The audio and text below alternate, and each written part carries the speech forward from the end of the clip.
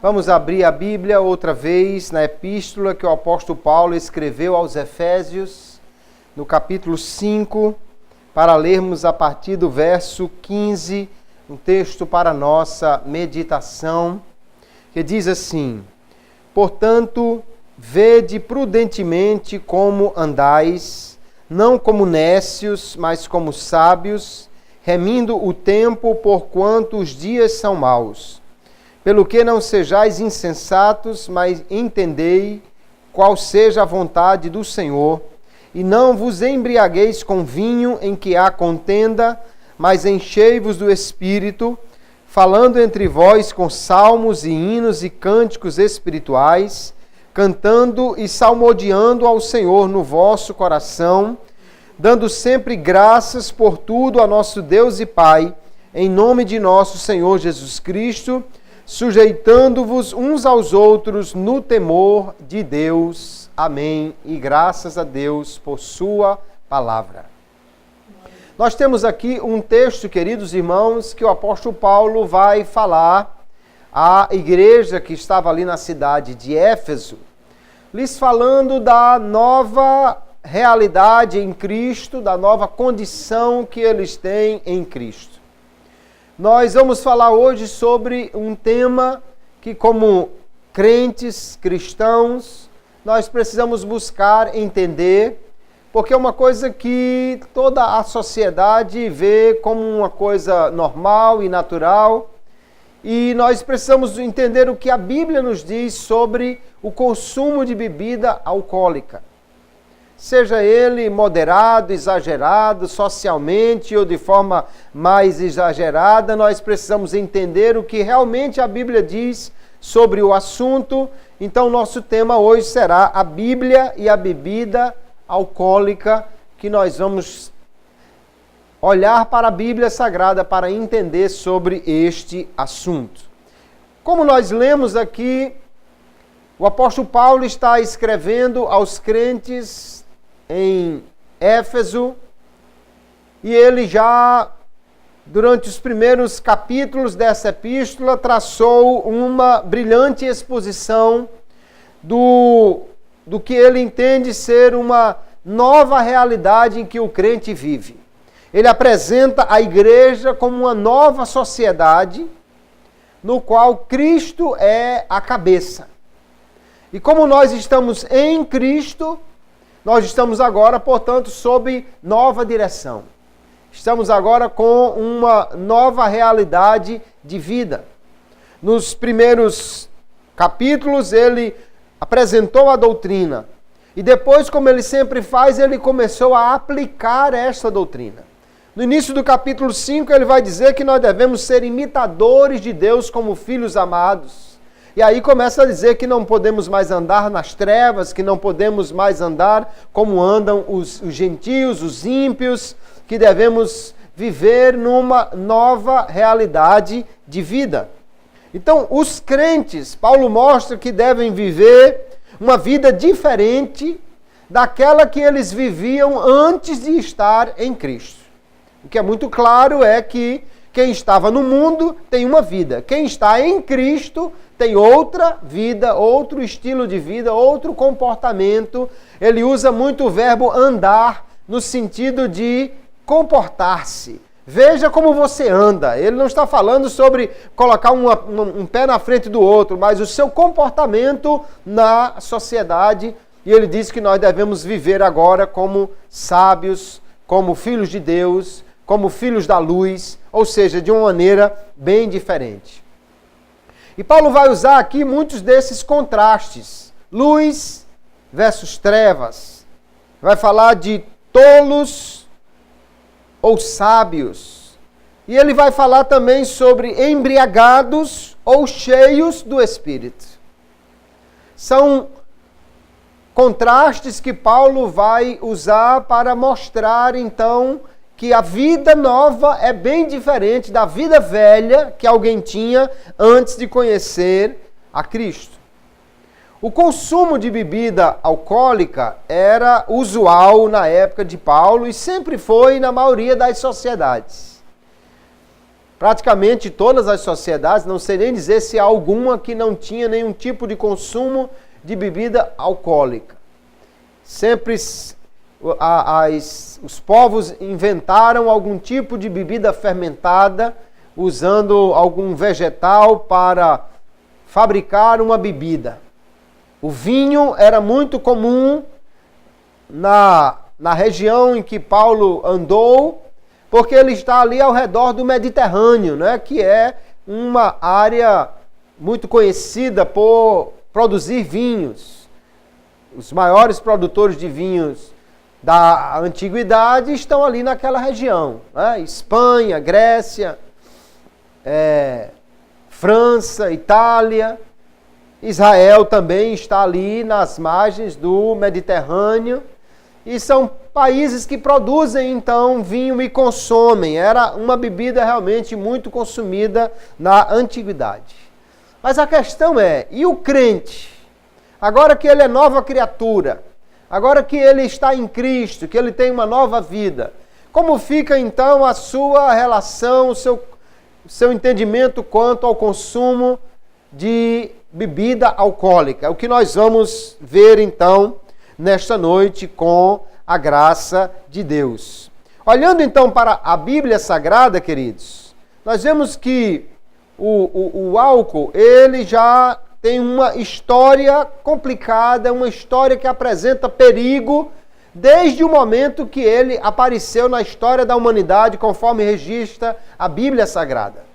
O primeiro registro, a primeira ocorrência de alguém que fabricou uma bebida com um teor alcoólico e bebeu e embriagou-se é Noé, lá em Gênesis capítulo 9, o verso 20 em diante. E o texto diz: começou Noé a ser lavrador da terra e plantou uma vinha. E bebeu do vinho e embebedou-se, e descobriu-se no meio de sua tenda. E viu Cã, o pai de Canaã, a nudez de seu pai, e fê-lo saber a ambos seus irmãos fora. E no verso 24 diz: e despertou Noé do seu vinho, e soube o que o seu filho menor lhe fizera, e disse: maldito seja Canaã, servo dos servos seja aos seus irmãos. Então veja aqui que em Gênesis 9, Noé fabricou vinho. Ele certamente fez um suco de uvas, deixou guardado em algum lugar, o calor fermentou e quando ele foi tomar, já estava uma bebida com teor alcoólico. Porque quando você espreme a uva, imediatamente não tem ainda álcool ali. A fermentação é que vai fazer com que o açúcar presente na uva se torne neste álcool. Noé bebeu aquela bebida, alterou-se, tirou a roupa, ficou nu na tenda, seu filho viu e contou aos seus irmãos, eles vieram com o rosto encoberto, cobriram seu pai.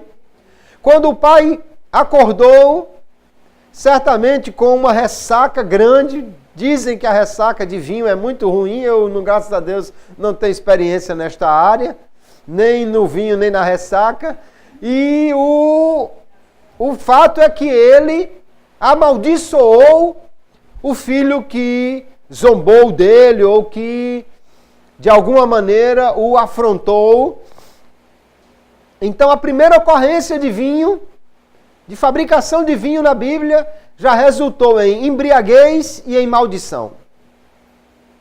É um problema que já está ligado à primeira ocorrência aí da bebida alcoólica.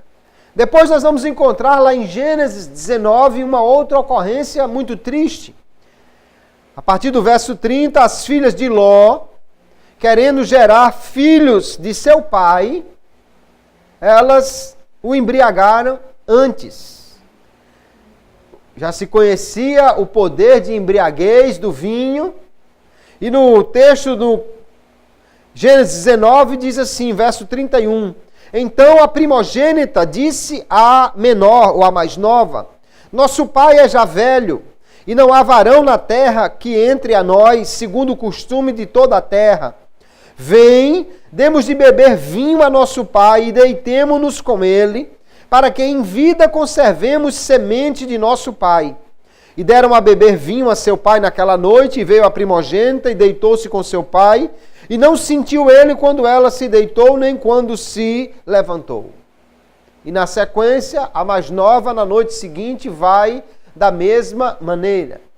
Porque o álcool tira da pessoa o discernimento, a sabedoria, afrouxa os filtros morais e faz com que a pessoa faça o que ele não faria se tivesse sóbrio. Aqui o velho Ló vai ter um relacionamento incestuoso com suas filhas, gerar duas descendências, ambas amaldiçoadas. Por que aconteceu isso? Por causa da bebida. Porque ele bebeu, porque elas deram de beber a ele. Ele fez o que se tivesse sóbrio certamente não faria. E estava entorpecido, não estava nem sabendo direito o que estava acontecendo, segundo o texto nos informa. Então veja que as primeiras ocorrências de bebida, embriaguez, estão ligadas a um perigo, a maldição, a coisas ruins na Bíblia Sagrada. O fato, queridos, é que olhando para a Bíblia, ela muitas vezes vai apontar para o perigo que a bebida alcoólica pode causar com a embriaguez. Nós vamos encontrar em Provérbios diversos textos. Provérbios 20 e o verso 1 diz assim: o vinho é escarnecedor e a bebida forte alvoroçadora, e todo aquele que neles errar nunca será sábio. Veja que aqui o livro de Provérbios diz que errar no vinho, ou seja, provavelmente consumir mais do que devia, vai tirar a sabedoria, a lucidez, vai tirar a capacidade de discernimento de alguém. E em muitos outros textos, Provérbios vai dizer dessa grande perda de capacidade de pensar, de fazer, de agir, que o álcool pode provocar nas pessoas. No capítulo 23 de Provérbios, verso 29 em diante, há um texto que descreve o que se embriaga e num tom realmente de completa perda de noção das coisas. Diz assim, eu vou ler na nova versão transformadora, uma versão mais atualizada. Diz assim: quem se sente angustiado e triste, quem vive brigando e se queixando, quem sofre ferimentos desnecessários, quem tem os olhos sempre vermelhos, aquele que passa horas tomando vinho e experimentando bebidas fortes. Não olhe demoradamente para o vinho, observando quanto ele é vermelho, como brilha no copo e desce suavemente. Pois no fim ele morde como cobra venenosa, pica como víbora. Você terá alucinações e dirá coisas sem sentido. Ficará tonto como um marinheiro em alto mar, agarrado ao mastro em meio à tempestade. Dirá: bateram em mim, mas não senti, nem percebi quando levei uma surra. Quando acordarei para beber de novo? Veja que triste realidade o sábio está apresentando aqui. O homem tem ferimentos necessários, né? Cai, se machuca, vive triste, angustiado, brigando, se queixando. Anda como se tivesse um marinheiro em alto mar, tonto. Cai, se machuca e diz: não notei quando deram uma surra em mim. E quando acorda, já está perguntando: quando é que eu vou beber de novo? É alguém que está totalmente dominado pelo álcool e não consegue dominar-se, e não consegue mudar, e está somente num ciclo de destruição por causa desta bebida. Então a Bíblia, queridos, em muitos textos, vai falar contra a embriaguez. No texto que nós lemos aqui no capítulo 5, verso 18, ele diz: não vos embriagueis com vinho, em que há contenda. Outras versões, como a atualizada de Almeida, diz: em que há devassidão. Porque o que realmente se embriaga, a partir daí tem briga, a partir daí tem uma série de coisas que ele fará, que se tivesse sóbrio não faria. Então nós vemos que a Bíblia condena veementemente a embriaguez. Condena a bebedice, a bebedeira. Lá em Gálatas capítulo 5, verso 21, nas chamadas obras da carne, está lá a bebedice, a embriaguez, a bebedeira. Romanos capítulo 13, verso 12 em diante, o apóstolo Paulo diz assim: a noite é passada e o dia é chegado. Rejeitemos, pois, as obras das trevas e vistamo-nos das armas da luz. Andemos honestamente como de dia, não em glutonarias, nem em bebedeiras, nem em desonestidade, nem em dissoluções, nem em contendas e inveja. Veja que no meio de tantas obras ímpias, ele coloca aí a bebedeira. E diz que nós que andamos na luz, que temos uma nova vida, não podemos jamais andar por este caminho. Nós vamos encontrar em muitos outros textos a Bíblia condenando isto. 1 de Pedro, capítulo 4, verso 3, ele diz: porque é bastante que no tempo passado tenhais cumprido a vontade dos gentios, andando em dissoluções, concupiscências, borrachices, glutonarias, bebedices e abomináveis idolatrias. Veja que cada vez que a bebedice surge, ela está no meio de uma série de outras obras da carne, de uma série de outras obras ímpias, de uma série de outras coisas que são comuns ao comportamento daqueles que não têm a Deus, daqueles que não vivem em Cristo Jesus. Então fica claro, queridos, que a Bíblia Sagrada, desde o início, mostra o perigo do álcool, o perigo da embriaguez, e como ela leva o homem a esta vida dissoluta e uma vida que só traz mais destruição. A palavra álcool, segundo os entendidos, vem do árabe e significa sutil. É aquela coisa que vai devagarinho, que vai pegando aos poucos. E de fato o álcool é uma droga subestimada. A sociedade, a nossa cultura vê isso como uma coisa normal, como parte da vida natural das pessoas. Mas acontece que muitas pessoas começam com pequenas doses e logo se tornam consumidores de grandes quantidades de álcool. E quantas pessoas não destruíram a sua vida por causa do alcoolismo? O alcoolismo geralmente vem se instalando sutilmente, devagarinho. E a tolerância física induz a um aumento na dose ingerida. Ou seja, quanto mais o camarada bebe, mais ele aguenta beber.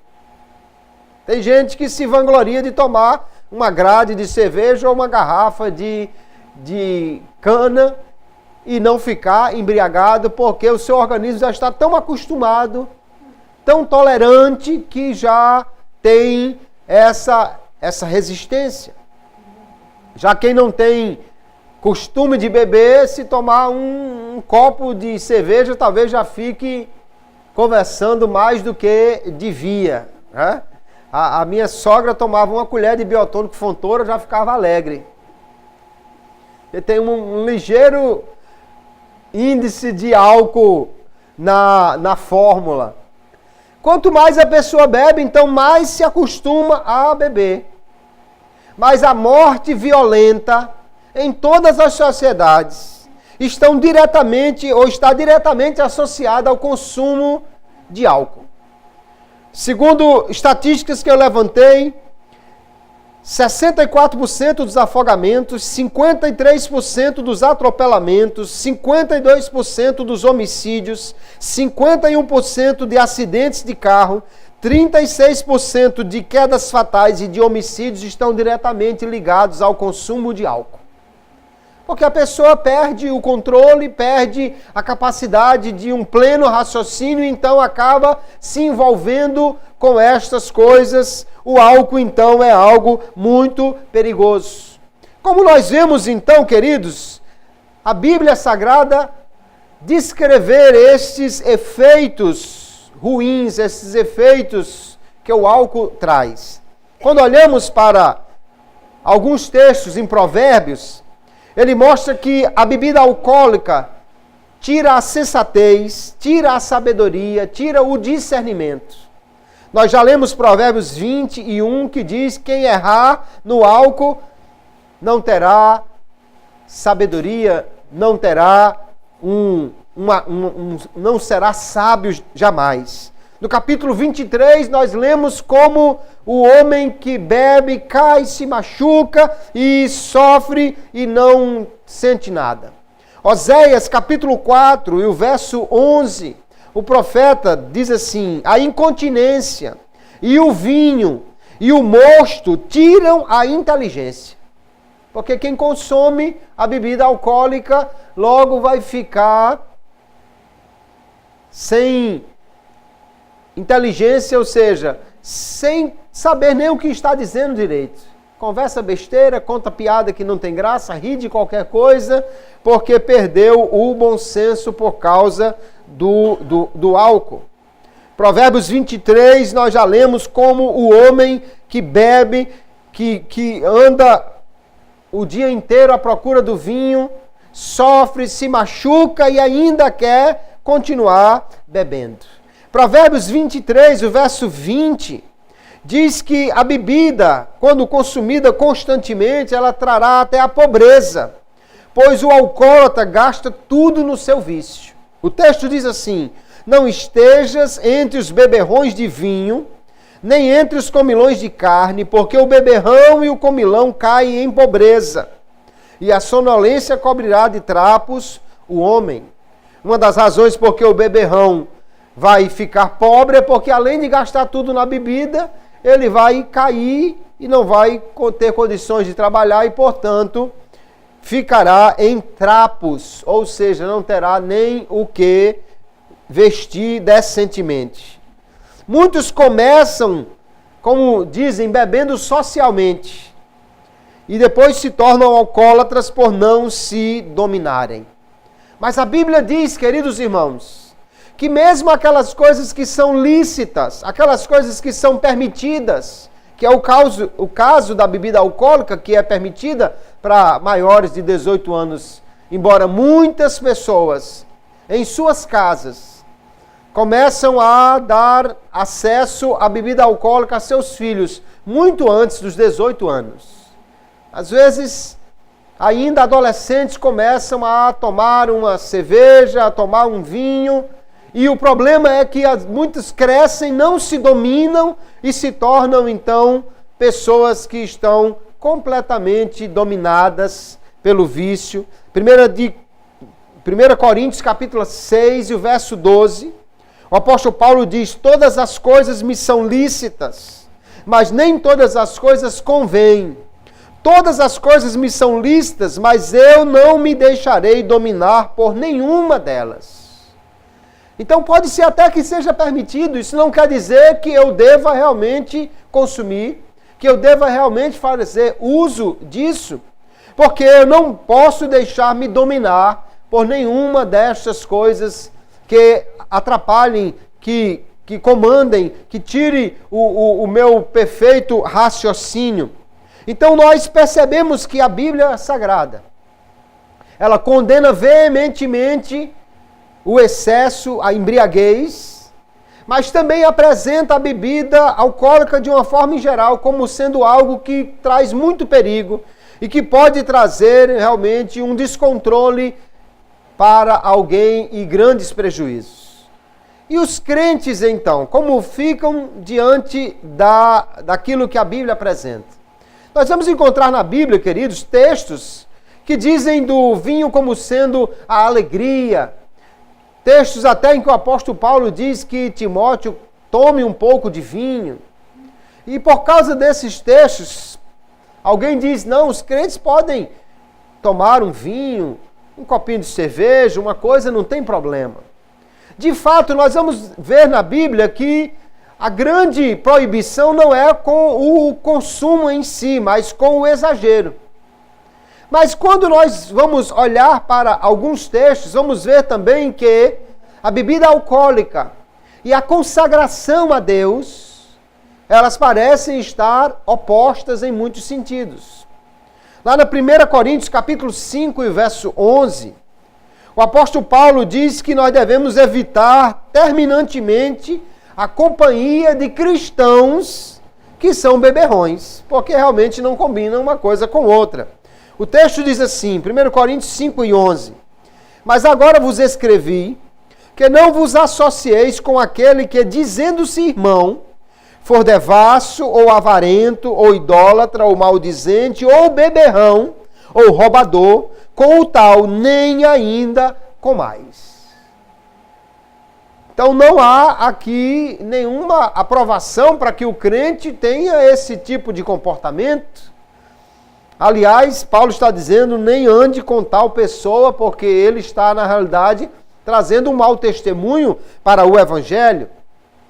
E olhando para aquelas pessoas na Bíblia que eram mais consagradas ao Senhor, nós vamos ver que a bebida alcoólica era proibida aos levitas, era proibida aos nazireus, e também os presbíteros da igreja são aconselhados a não consumirem esse tipo de bebida alcoólica.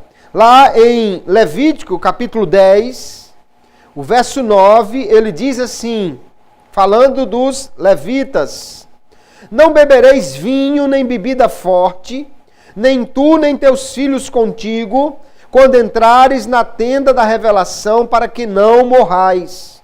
Estatuto perpétuo será isso pelas vossas gerações, não somente para fazer separação entre o santo e o profano, e entre o imundo e o limpo, mas também para ensinar aos filhos de Israel todos os estatutos que o Senhor lhes tem dado por intermédio de Moisés. Veja que o sacerdote aqui especificamente, quando ele fosse entrar no tabernáculo, ele não poderia de maneira nenhuma tomar vinho. Por quê? Ele diz, primeiro, para fazer separação entre o impuro e o santo. E depois para ensinar os estatutos. Alguém que bebeu pode facilmente perder a noção e não ter discernimento para ensinar correto. Então era proibido ao sacerdote. Também nós vamos encontrar em 1 Timóteo, capítulo 3, e o verso 3, o apóstolo Paulo recomendando aos presbíteros da igreja, ele diz, convém, pois, que o bispo, ou presbítero, seja irrepreensível, marido de uma mulher, vigilante, sério, honesto, hospitaleiro, apto para ensinar, não dado ao vinho, não espancador, não cobiçoso de torpe ganância, mas moderado, não contencioso, não avarento. Nas muitas qualificações morais, éticas e tal que o presbítero deveria ter, está aqui, que ele não seja dado ao vinho. Não poderia ser um consumidor dessa bebida alcoólica. Porque isso, obviamente, queridos, pode afetar a sua vida, levá-lo a um momento que ele faça coisas que ele não gostaria de fazer ou não faria se estivesse bem lúcido, além de trazer um testemunho ruim. Paulo também vai falar, tanto na epístola aos Romanos como em 1 Coríntios, que o cristão deve evitar fazer algo que prejudique a fé do irmão mais fraco. Dando um mau testemunho, dando um mau exemplo, ele deve evitar estas coisas. Em Romanos capítulo 14, verso 19, ele diz assim, assim, pois, sigamos as coisas que servem para a paz e as que contribuem para a edificação mútua. Não destruas por causa da comida a obra de Deus. Na verdade, tudo é limpo, mas é um mal para o homem dar motivo de tropeço pelo comer. Bom é não comer carne, nem beber vinho, nem fazer outra coisa em que teu irmão tropece. Então Paulo está dizendo que nós, como crentes, temos que evitar fazer coisas que podem até não trazer um prejuízo a mim, a minha fé. Mas se isso trouxer algum tipo de prejuízo ao irmão que é mais fraco, ao irmão que não tem uma fé tão firme, ao irmão que talvez seja um novo convertido, então ele diz, não faça isto. E entre as coisas que ele lista aqui, ele inclui não beber vinho. Eu conheci um professor lá no mestrado, um homem piedoso e muito temente a Deus, e ele dizia que vivia em total abstinência de bebida alcoólica, não bebia coisa alguma, embora viva no sul do nosso país, que é uma terra mais fria e onde há produção de bastante vinho, mas ele dizia, eu não bebo nada, embora a Bíblia não proíba, com todas as letras, não proíba que alguém tome uma taça de vinho, por exemplo, o que a Bíblia realmente proíbe é a embriaguez. Porém, ele diz, para eu não dar um mau testemunho a alguém, ou para eu ter condição de dizer que não bebo nada e, portanto, posso dizer aos membros da minha igreja que não bebam, ele dizia, eu não bebo coisa alguma. Veja que aqui nós temos exatamente esta recomendação. Talvez você tenha uma fé forte, e alguém pode dizer, não, eu não vou me embriagar, vou tomar só uma taça de vinho, não vou fazer algo que venha a tirar o meu bom senso. Mas primeiro, há sempre o perigo de exagerar-se, e aí o consumo exagerado é que a Bíblia vai dizer que traz muitos problemas. E depois, queridos, como você vai dizer a seu filho ou ao irmão novo convertido que não pode tomar um copo de cerveja se você na sua casa toma uma taça de vinho? Como pode dizer que ele não vai sair para tomar um copo de cerveja com os amigos se ele está vendo em casa alguém consumir uma taça de vinho? 1 Coríntios capítulo 8, o apóstolo Paulo está falando do mesmo tema. Embora ele não cite especificamente a questão da bebida, mas ele está falando de comida e o princípio é o mesmo. Ele diz, mas vede que essa liberdade não seja de alguma maneira escândalo para os fracos. Porque se alguém te vir a ti, que tem ciência, sentado à mesa no templo dos ídolos, não será a consciência do que é fraco induzida a comer das coisas sacrificadas aos ídolos? E pela tua ciência perecerá o irmão fraco pelo qual Cristo morreu. Ora, pecando assim contra os irmãos e ferindo a sua fraca consciência, pecais contra Cristo. Pelo que, se o manjar escandalizar a meu irmão, nunca mais comerei carne para que meu irmão, se não, escandalize. O apóstolo aqui está falando de comida, mas o mesmo princípio pode ser aplicado à bebida. Ele diz, olha, você que é forte, você que tem conhecimento, se você está lá no templo comendo uma carne que é sacrificada aos ídolos, mas você sabe que aquilo não vai afetar a sua vida espiritual, mas se o teu irmão, que é fraco na fé, vê e achar então que pode, com isso, ir no templo e sacrificar aos ídolos e participar do que eles oferecem lá, você vai fazer com que ele tropece e a sua fé se perca. Da mesma maneira, nós poderíamos dizer, se teu irmão vê você, que é forte na fé, tomando lá uma taça de vinho, ele pode achar que não há problema nenhum em consumir a bebida alcoólica. E aí você vai assim estar indo contra a fé dele e contra Cristo, ele diz. Porque você está ferindo a fé do seu irmão mais fraco. Então, olhando para esses textos, queridos, nós vamos ver que a bebida alcoólica não convém realmente aos crentes, em nenhuma quantidade. Embora não haja uma proibição de um consumo moderado. A grande proibição da Bíblia é quanto ao exagero, mas ainda assim, nós vamos ver que temos razões para pensar muito bem quanto a este consumo. Ainda nós vamos encontrar, queridos, este ato de tomar uma bebida alcoólica como sendo algo prejudicial à vida cristã, porque a Bíblia recomenda que nós devamos andar em sobriedade. Em muitos textos a Bíblia diz que nós devemos ser sóbrios. Que nós devemos ser sóbrios. Veja que lá em Tito, capítulo 2, verso 2, ele diz assim: os velhos que sejam sóbrios, graves, prudentes, sãos na fé, no amor e na paciência. A sobriedade, estar perfeitamente lúcido, equilibrado, é algo que é recomendado ao crente.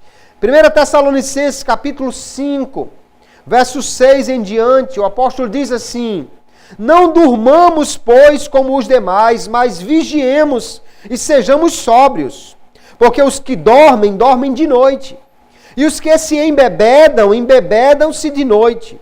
Mas nós que somos do dia, sejamos sóbrios, vestindo-nos da couraça da fé e do amor e tendo por capacete a esperança da salvação. Veja que ele está fazendo aqui uma advertência. Nós somos do dia, então devemos viver sóbrios. Os que são da noite ou os que estão em trevas, eles é que se embebedam. O crente precisa realmente estar sóbrio.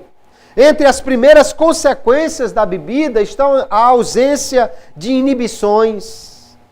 Faz e fala o que não faria se estivesse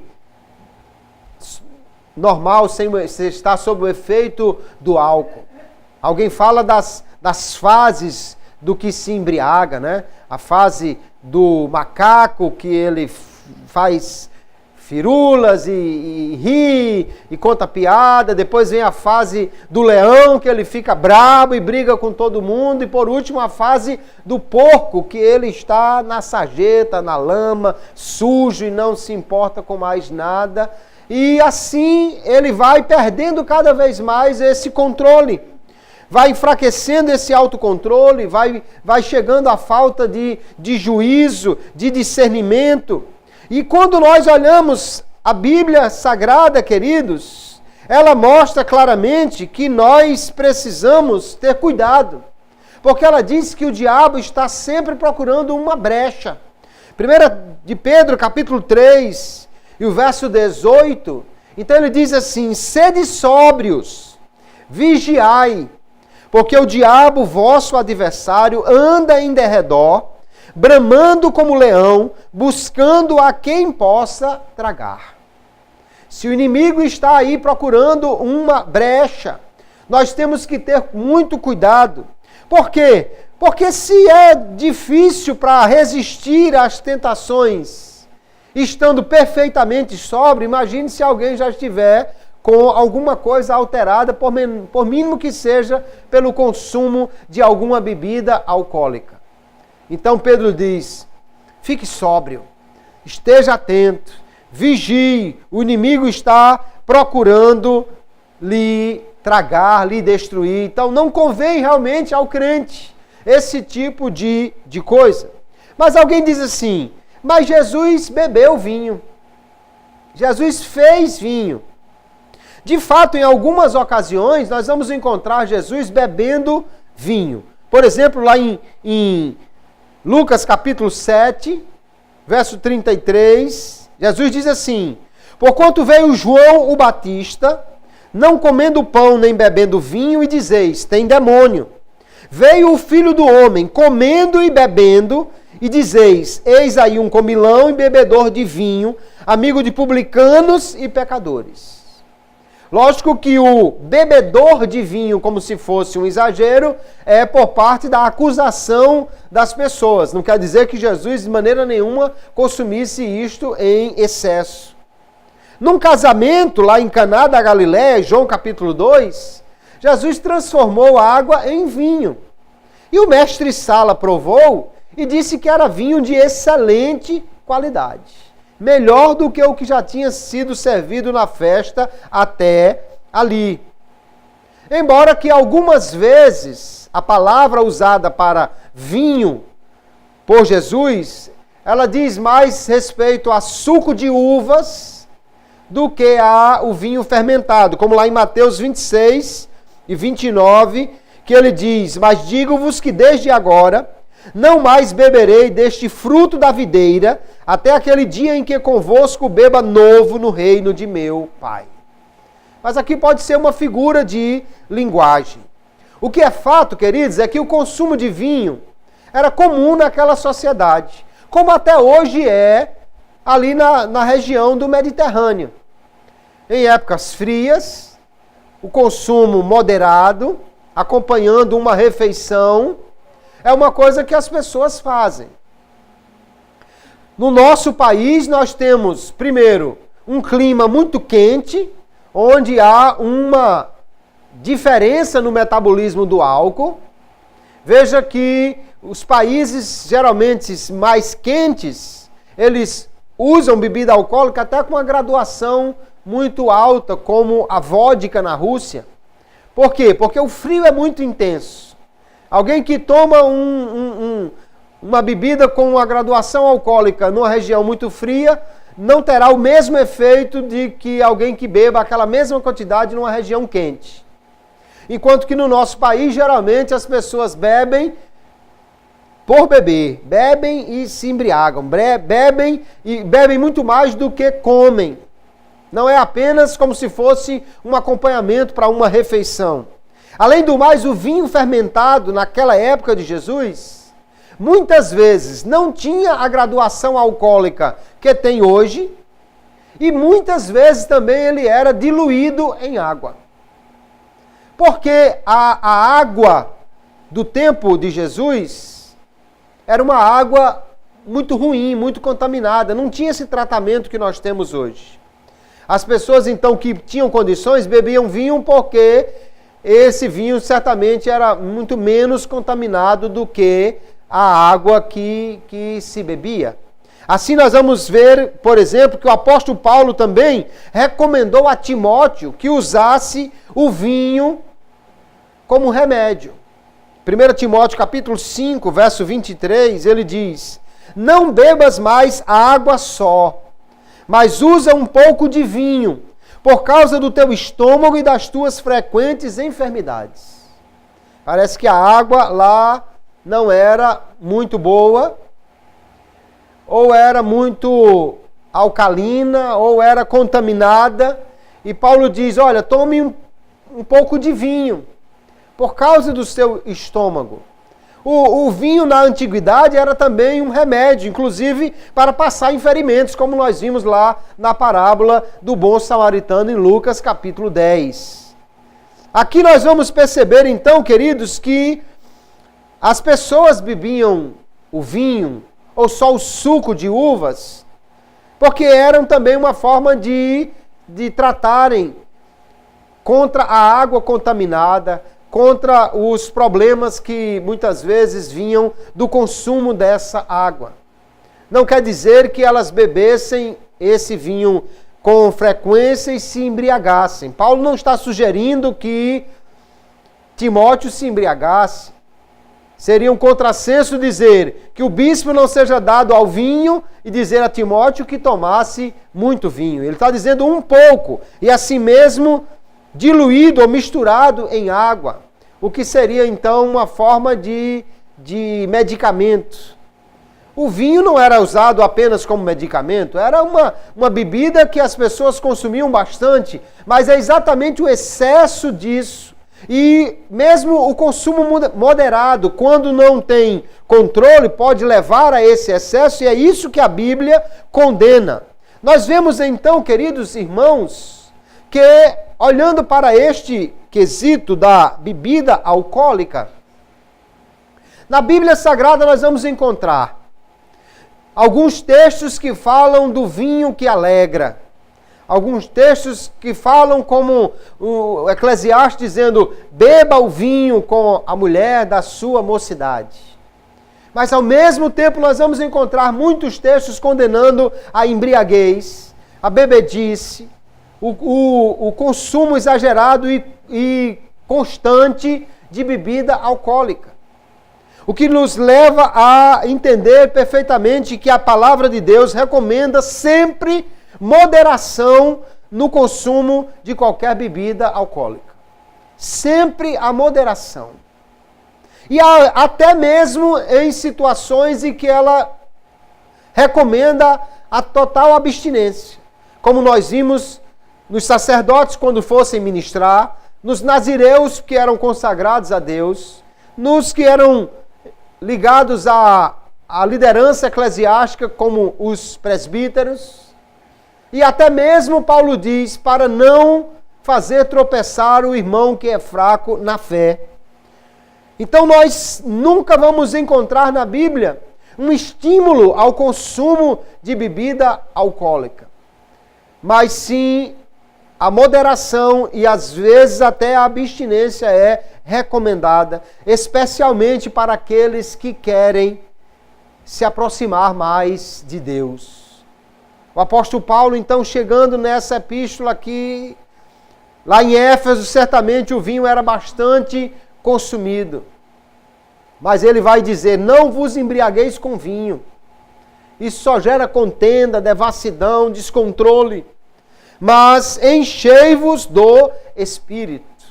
O crente, queridos, não pode colocar em coisas como a bebida alcoólica a sua alegria, fazer disso uma fonte de alegria. Ou seja, algo que seja indispensável nas suas festas, nas suas comemorações. Porque nós podemos nos alegrar no Espírito Santo sem a necessidade disso. E evitando a bebida alcoólica, vamos evitar muitos problemas, muitos perigos que ela pode trazer.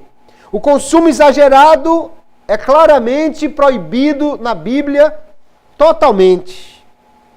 E mesmo as pequenas doses nós temos que ter cuidado, porque a Bíblia sempre diz, cuidado com o vinho. No fim, ele vai lhe morder como uma cobra.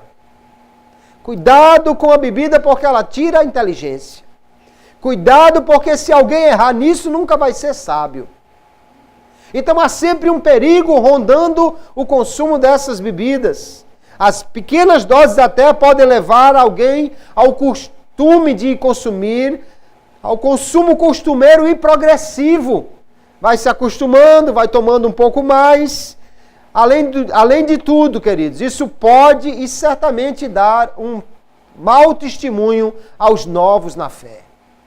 Imagine alguém como no nosso país, infelizmente muitas pessoas têm uma vida desregrada, sem Deus, sem paz, sem salvação, vivem no mundo e consomem bebida constantemente. Aceita Jesus, liberta-se do álcool, depois chega na casa do irmão e vê ele consumindo, ainda que seja em doses moderadas. E ele vai dizer, então pode? Então eu vou voltar a consumir. Só que se ele voltar a consumir, ele vai logo voltar à embriaguez. Então temos que pensar não apenas em nós. Conheço crentes que dizem, eu sou convicto da minha fé, o copo de vinho não vai atrapalhar. Sim, de fato, a Bíblia não diz, nunca tome vinho algum. Alguém pode até tomar e não ter problemas. Porém, outro que vê isso aí pode se escandalizar. E aí Paulo diz, você vai estar indo contra Cristo se você fizer assim. Pensando bem e avaliando os perigos, nós podemos dizer que a melhor coisa que o crente pode fazer é abrir mão desse consumo de bebida alcoólica. O álcool em si mesmo não é o problema.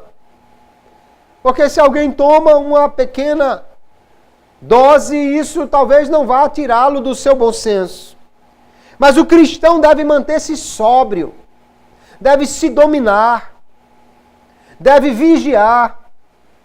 E se você pode, então, estar abrindo uma pequena brecha que seja para o inimigo agir na sua vida ou na vida de alguém que está vendo você consumir uma bebida alcoólica. Amanhã, talvez, um filho, um sobrinho vai querer tomar um pouco mais. Como você vai dizer? Não, não tome. Não, mas o senhor toma, a senhora toma. Como vai dizer? Não, não vá sair com seus amigos para tomar cerveja, mas você não toma vinho com seus amigos aqui em casa?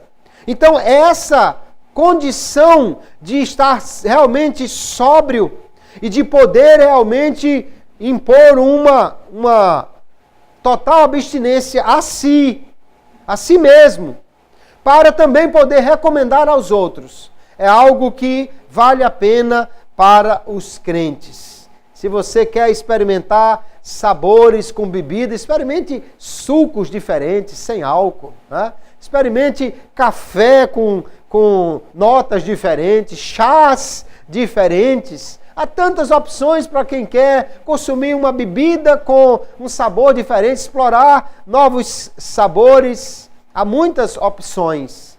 Não é necessário o álcool na vida do crente, de maneira que isso possa vir a causar qualquer tipo de tropeço para você ou para alguém. Vale a pena, então, viver completamente sóbrio, completamente livre deste mal sutil que pode prejudicar a vida de alguém. A maioria das pessoas, quando se lembra do álcool, lembra de tomar bastante para esquecer uma mágoa, de tomar bastante para esquecer os problemas, de tomar bastante ou de tomar uma dose para criar coragem para fazer uma coisa que ele não faria se não tivesse aquilo.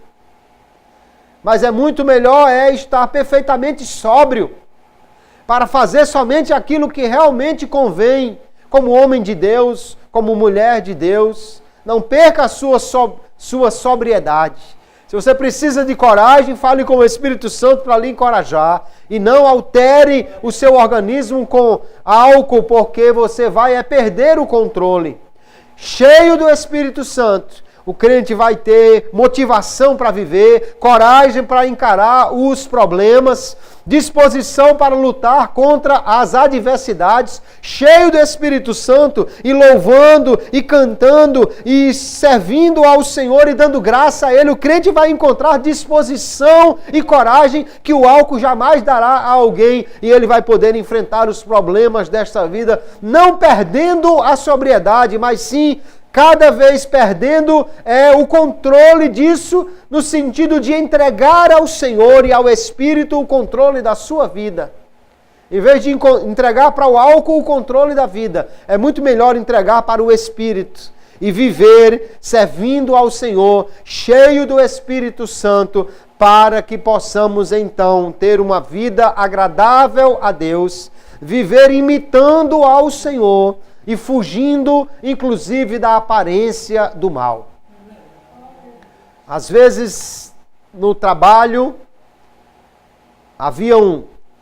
na empresa que eu trabalhei durante 15 anos, havia confraternizações, jantares da empresa, que você tinha que ir, e ali na mesa, às vezes, os colegas de trabalho que não eram crentes, pediam uma cerveja, e eu pedia alguma coisa que tivesse lá que fosse mais diferente possível deles. Se estão tomando cerveja, eu não vou tomar guaraná. Se estão tomando cerveja, me dê um suco de limão, me dê um suco de laranja, me dê, em último caso, se não tiver suco, uma Coca-Cola, mas me dê algo diferente. Porque se alguém passar ali e ver o pastor, o crente, o servo de Deus, tomando uma coisa muito parecida com os outros, só em ele estar sentado na mesa já é capaz de dizer, está bebendo com os outros. Infelizmente ali não tinha como fugir, que era uma coisa da empresa. Mas Fugir da aparência do mal é algo também que a Bíblia nos recomenda. Então o crente tem que ter cuidado em tudo que faz. E até naquelas coisas que são permitidas. A Bíblia permite alguém tomar uma taça de vinho? Sim. Para aquela cultura que ela foi escrita, sim. Na nossa cultura, que já tem hábitos totalmente diferentes, já é outra coisa. Já tem que se pensar diferente nessa aplicação. Mas principalmente a mesma Bíblia que permite ou que diz que o vinho alegra o coração, também diz: não faça nada para fazer tropeçar o seu irmão, seja sóbrio e tenha cuidado, porque o diabo está rodando aí, querendo uma brecha para estragar a vida de alguém. Então, queridos, o cristão precisa manter-se sóbrio, não se deixar dominar pelo álcool, por qualquer coisa que venha tirar a sua perfeita sobriedade, o seu discernimento, a sua sabedoria para fazer aquilo que agrada a Deus e não aquilo que possa agradar a mim. É melhor abrir mão de coisa que agrade a mim para agradar a Deus, do que tentar satisfazer um apetite ou um desejo meu e depois estar causando problemas a mim ou a outros por causa do consumo de uma simples bebida que pode se tornar um perigo e um problema. Que Deus nos ajude, que nós possamos então viver sobriamente e buscar encher-nos cada dia do Espírito Santo para agradar ao Senhor e viver conforme a palavra de Deus nos recomenda. Que Deus abençoe a todos, em nome de Jesus.